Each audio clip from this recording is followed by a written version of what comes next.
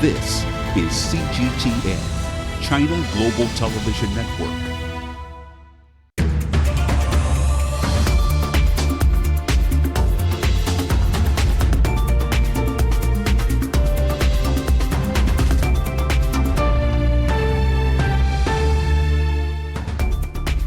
Hello and welcome to Dialogue. Amid growing tensions between Beijing and Washington, President Xi Jinping recently urged a fresh initiative in a new system for mobilizing nationwide resources for core technologies research and development in China. How will the timing and the initiative work for building up the country's leading-edge self-reliance? Can it counter foreign tech tensions and dependence? And how will the U.S. chip ban reshape China's semiconductor industry? To find out more, I'm glad to be joined today by Professor Liu Ke, Dean of the School of Innovation and Entrepreneurship at the Southern University of Science and Technology, Chen Jiahe, Chief Investment Officer at Novem Arcae Technologies, and Einar Tangen, Current Affairs Commentator. That's our topic. I'm Xu Qinduo.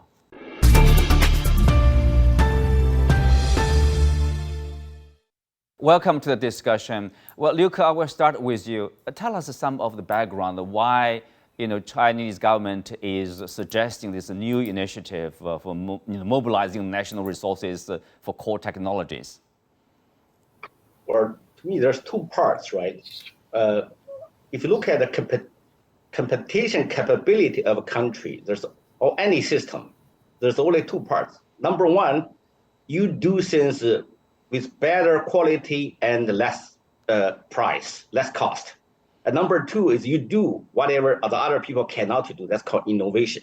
For the last 40 years, China's competition leading edge really depends. We do cheaper than other countries. But as time going, now it's in Beijing, Shanghai, Shenzhen, our cost already increased. So you cannot continue compete with cost anymore. So now if you cannot compete with the number one, you have to do the second part. So you have to do something so that other people cannot do. That's called innovation. So in the history, people say like knowledge is power. Today, knowledge is still power, but more important, I think creativity is a more important power than knowledge. Because in old days, people have very difficult to get access to knowledge. But today, even with you have an Apple iPhone, and you can get access to a lot of knowledge through that. But now the creativity become the key core capability of a nation's competition. So that's why as the economy goes through after 40 years of open and reform, we have to now to a stage come to the second part. So we have to keep our leading competition capability by innovation. I think that's number one. Number two, recently you see like the US gives a like $50 billion program for the semiconductor. So if US can do this, China, also US try to build all kinds of alliance, try to block the certain technology, such as the chip manufacturer, semiconductor manufacturer from China. So in that case, in order to have our own capability, we have to have a similar program to enhance our innovation capability. Mm-hmm. Jiahe, if you look at the competition, from the U.S., mostly the U.S. is banning the export of advanced chips to the Chinese companies, Chinese side. Obviously, that is affecting the development of multiple Chinese companies. And of course, as Liu Ke pointed out, probably now is the time for China to shift its attention or focus on innovation in terms of further development. Well, when we look at this strategy that the U.S. has been adopting, it is very interesting because if we look at how this semiconductor industry has been growing in the United States, it started from the late 1980s and early 1990s. And 1990s and 2000s was a period where this industry grew the most. During that time, the United States did not blockade any export to countries like China or Europe. They just sell as much as they like, and China buys as much as China likes. And this industry prospered during these 2 decades. And so what's the reason behind that is that the more market share that an industry can have, the global market share that I'm talking about, the more possible that it will be able to have more money to do its research and development and be able to have the leading edge with its own industrial position. So actually, this is not a very good policy when you look at from the point of the United States. And when we talk about China, is that China is, when facing this policy, China is really trying to produce its own technology, its own computer chip, these kind of things. Because China is such a large country. We're talking about 1.4 billion population. I mean, if we are a country like, say, Singapore, which has millions of population, we can be on the global production chain. We can take only one small position over there and be satisfied with it. But we are such a large country. We have to be able to produce our own technology if we can buy it freely from the global market. Well, let's take a look at this new initiative here, or the new system. Liu Ke, we know, like, as early in the 1950s, 1960s, there's breakthrough in terms of, in the Chinese term, we call it the two bombs and the nuclear weapon at that time because of the Western blockade. But, the Chinese rely on their own efforts to achieve that kind of breakthrough. That is called mobilizing nationwide resources to achieve a core breakthrough. But now we have a new system. How different is a new system, a new practice? Supposed to be different from the past practice. Yeah, of course. I think the whole economy and the whole industry is complete change back then. If you look at we call the like two bomb and one satellite program. That time, actually, really, like, there's not much innovation there, right? You really copy, try to reproduce something people already have.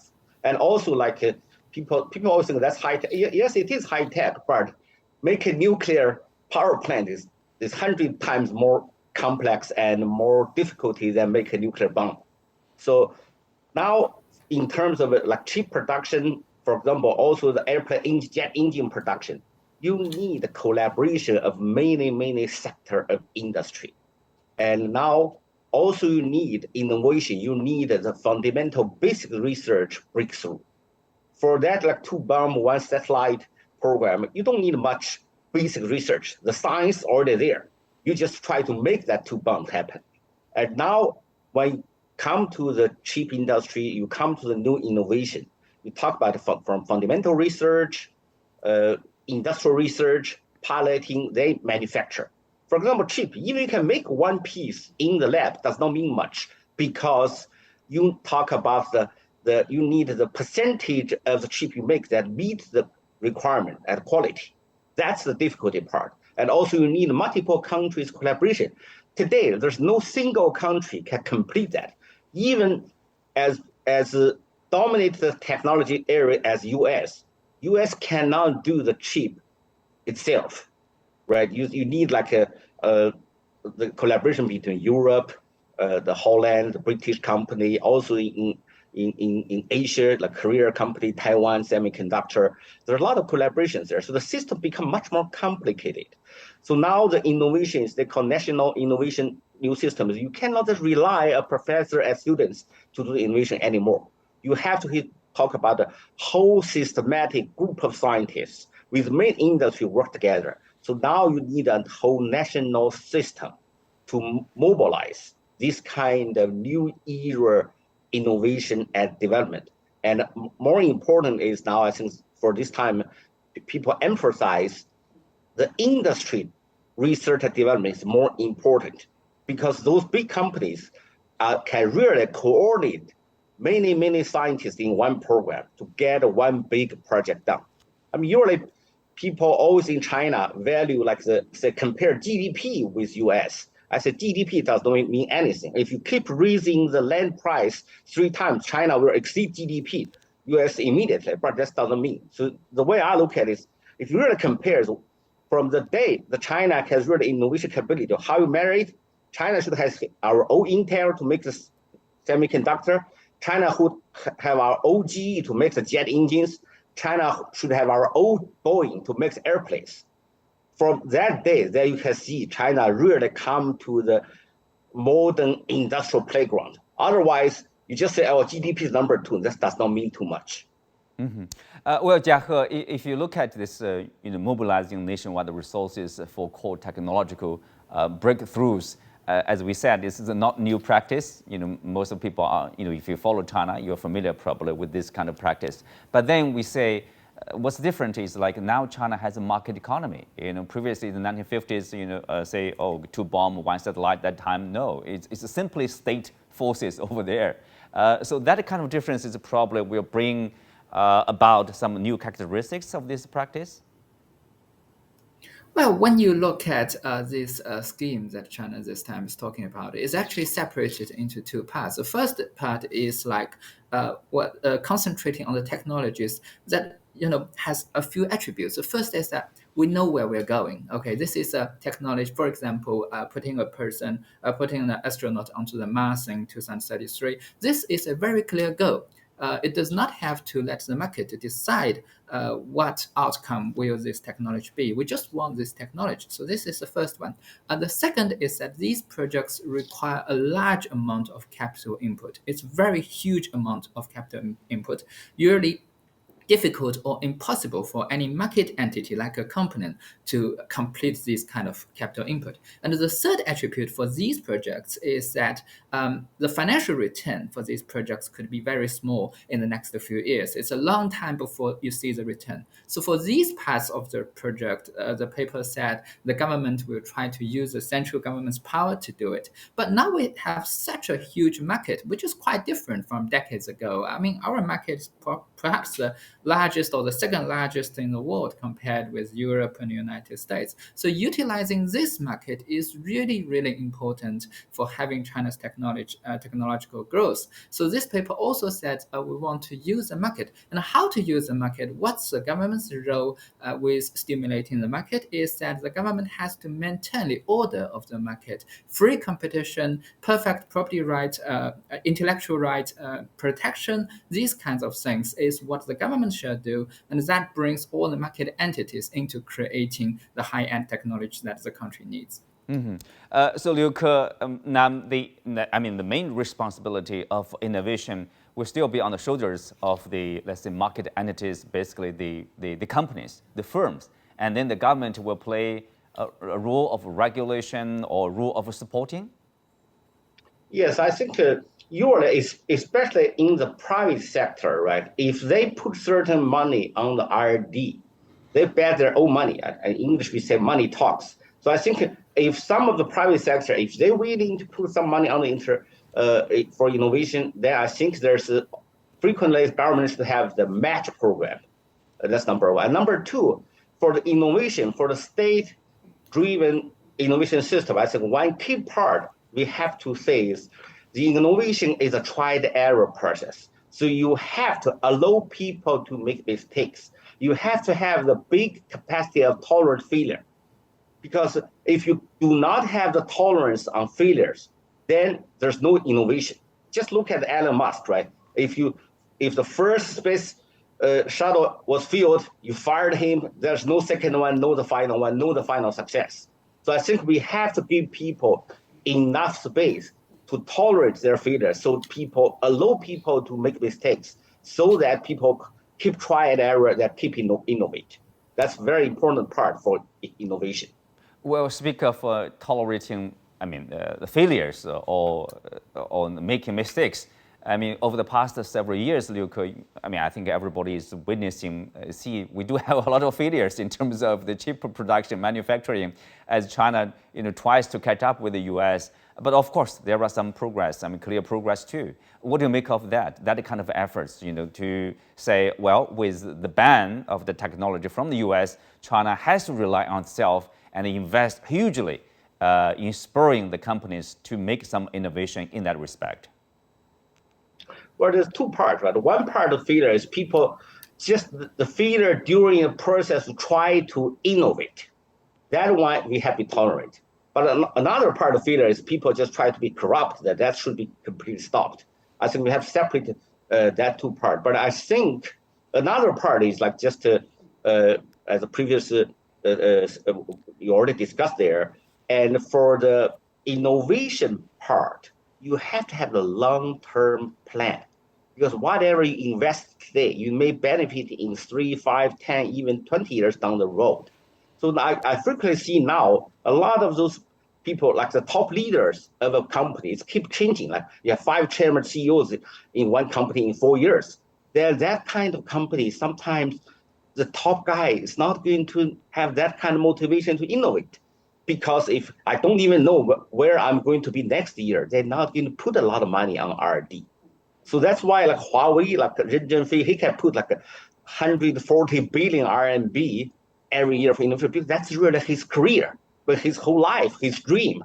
So in order to have the national innovation system works, we should have people, yes, you can be in the state system, but you have the ownership for this innovation for many years. So you are accountable. You cannot say like nobody is accountable for the failure. That's not right. One side, you should be tolerate the failure, should be the culture. And next part is you have to motivate people, enough motivation so people willing to invest on R&D, plant the tree now, then let the next generation to enjoy the benefit. Well, Jiahe, similarly, I want to ask you the question of like, what's your views about the past, the efforts over the past years to achieve progress in semiconductors manufacturing, and also probably your take on these, important factors in achieving innovation, investment on one hand, on the other hand, talent probably.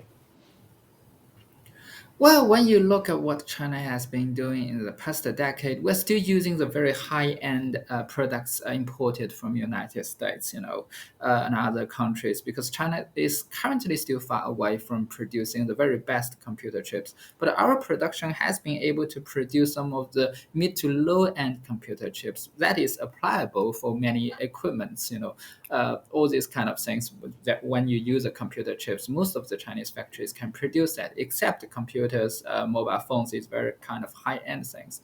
So China is currently trying to catch up with the production of high-end semiconductor computer chips. But there is one very important thing here, is that physically speaking, the semiconductor industry is coming to an end.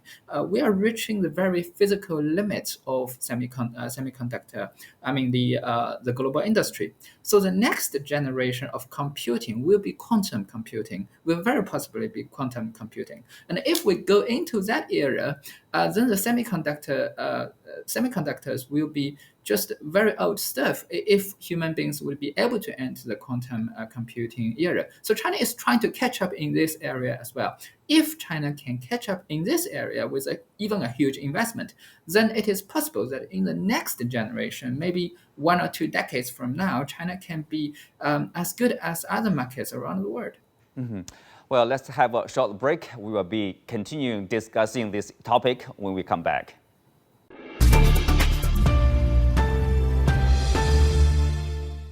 Welcome to the show, Anna. The United States is competing with China in terms of, in particular, in this area of semiconductors. The U.S. is investing heavily, $50 billion we are talking about the funding for the U.S. companies. Seems to me the U.S. on one hand is trying to reduce their reliance on the Chinese market as little as possible. At the same time, they want to maintain the dominance in terms of the high-end semiconductors, either research or manufacturing. But will that kind of effort be successful? No, it won't be. I mean, what they're doing is they're pressuring China into doing indigenous innovation, which means quite simply that, what we've heard recently is that China has achieved 7 nanometers, and that will continue. China is a much larger market than the U.S. In the end, and it's growing and connected to not only Asia, but Africa and South America. So, the U.S. is setting up this kind of conflict, not conflict, let us say competition between the global north, the global south, developed countries and developing countries. But if you start looking at growth patterns, quite clearly China and the rest of the south, global south, is growing much more quickly. Well, also, according to U.S. regulation, for a company, if you receive subsidies from the U.S. government, and then you will be banned to do investment in the Chinese market for 10 years. Basically, no new factories will be built simply because you received the subsidies from the U.S. government. That kind of, I don't know, like intervention from the government side, or it seems that there's a strong hands, from the government in terms of how the business functions. Well, it's really a contradiction. I mean, the U.S. has accused China for years of subsidizing its industries and pushing them and, providing all of the things that they need to go forward. This was one of the attacks that was against Huawei and ZTE, that they had close ties to the Chinese government. But yet, the U.S. has no problem subsidizing Boeing or chips, and et cetera. But here's the real irony, Jinduo. What you have is a situation where 90% of the chips that the U.S. uses, especially advanced ones, do not come from China. They come from an area of China called Taiwan. So what the U.S. is actually doing is undercutting, supposedly, the country that they're trying to support. So this kind of hypocrisy goes on. I don't know why people aren't more aware of it, but it's not only an attack against Taiwan as an economy, it's also against South Korea and also Japan, who also play a role in this. And the U.S. is basically saying, you either produce in America if you want to sell in America, or we won't have anything to do with you. Well, Jiahe, if you look at the Chinese new initiative, to mobilize national resources to achieve core technological breakthrough. And then if you look at the US, the $50 billion funding for semiconductor manufacturing. In the European Union, there's a total of 43 billion euros in public or private investment.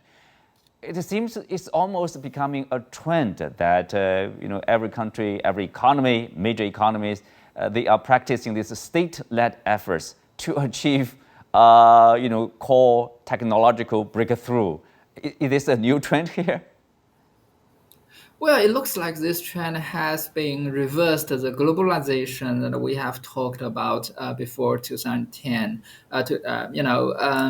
So it looks like these days countries are having more political conflict with each other. You see the war in Europe, the trade conflict that's being started between US and China, these kinds of things. So these economies, the very large economies, including like North America, China and Asia and Europe, are trying to have their own technologies in order to make sure that when a trade war starts, they don't get into the bad position because they can't produce their own computer chips, these core technologies, kind of things. So you can say that this trend is not really something different from the old days, really. Well, Anna, people would say this. We are seeing that this is kind of like a fragmentation of the global economy, at least in the tech sector, a sort of trend of deglobalization. Obviously, this is people would say this is a negative factor in terms of bringing all the economies and working together to achieve more advancement probably in the core technologies. Well, yes. I mean, we have to go back. I mean, the WTO was all about getting rid of tariffs, getting rid of trade wars, making sure that countries could get along. But the U.S. abandoned that because they refused to allow any kind of appellate judges to be appointed. And this is not just right now with Biden. It goes back to Obama and before him, and of course Trump. They all said, no, we will not submit to any jurisdiction where we do not win 100%. So this is kind of like on the playground. I'm taking my ball and going home. Now the U.S., having destroyed the very entity, the trust-building mechanism, the WTO, is saying, oh, everything has to be made here. Well, here's the problem with that. Even if you make the chips in the U.S., they're not going to produce the vacuum cleaners and all cars and all of the things that are necessary to do it. And if they do it, it's going to have a tremendous cost to the consumers. So you're building in inflation at a time when inflation seems to be the greatest threat or concern to the American consumer. So none of this makes sense. And a lot of people are wondering how this is going to be possible. My forecast is that you're going to see the emergence of different blocs. The global south will look to areas like China, Singapore, Japan, Korea as places where they can get chips unfettered by the restrictions that are being imposed by the United States. Europe, we have to wait and see which way they're going to swing. If they see a global bloc forming, I'm sure that they will be more than happy to join because they have so many needs in terms of exports that they want to send to China and all the rest of Asia. Mm-hmm. Well, Jiahe, if you look at this global situation, fragmentation, for example, I mean, somehow China is forced to rely on yourself because the U.S. is banning the selling of advanced chips to China. And of course, that's affecting the development of the Chinese companies and then the Chinese economy. So there's an economic consequence for China, to deal with, right?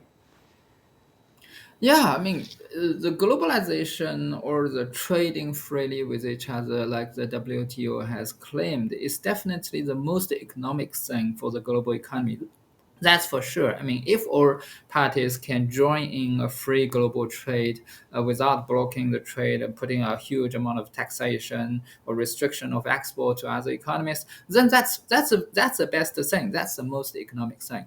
But the thing is that China is not the only country that can determine this. It really depends on the attitude of countries like United States, Australia, Europe, Japan. All countries have to work together onto this. But when a trend is formed that the trade is not as free as it was in the past, then as China is a country with, this large amount of territory, population, and economic scale, China has to make sure that it can dominate its own technology, whichever the industry that is concerned. So China is walking this road. This is not the most economic thing, I would say, but it's not up to China to decide alone that the global economy goes to its most economic place. Mm-hmm. Einar, if you look at comparison between economies, of course, China is one of the largest economy. It has the largest population. In terms of investment, it does have, I would say, the cash over there to do investment. And so it seems like it has all the necessary factors, necessary elements to achieve some breakthrough or to advance its technology over there. It takes some time and it takes some careful management. Yeah, but remember, this isn't a fight that China picked. This is in reaction to the U.S. basically saying, we're going to cut you off, we're going to interfere, we're going to try to contain you. So China is acting defensively. I don't necessarily agree that it's in China's interest to cut itself off from the rest of the world. But those countries that want to cut themselves off, there's nothing that China can do about it. But if you start looking at the global scenario right now, China's part of RCEP. That's the largest trading bloc out there. They're also Belt and Road Initiative. They're putting money into infrastructure. What is the U.S. doing in response? It turned down TPP when it was called then. It does not have a large trading bloc. It wants to rely on this kind of spoke and wheel where the center is the United States and they have bilateral relations going out to everybody. But right now, the global world order, especially global South, is looking at the U.S. and saying, no, we don't want to be bullied. And since there are alternatives, especially with China and other nations, it's not just China versus the U.S. Remember, this is an attack on South Korea and Japan. So where they go and how they act as a bloc is going to be very determinative. The U.S. thinks that it's building walls around China. They might find that they're building walls that are going to wall off the U.S. economy. Well, on that note, we concluded today's show. Many thanks to our guests. You can also find us on the CGTN app on YouTube. I'm Xu Qinduo. Thanks for being with us. See you next time.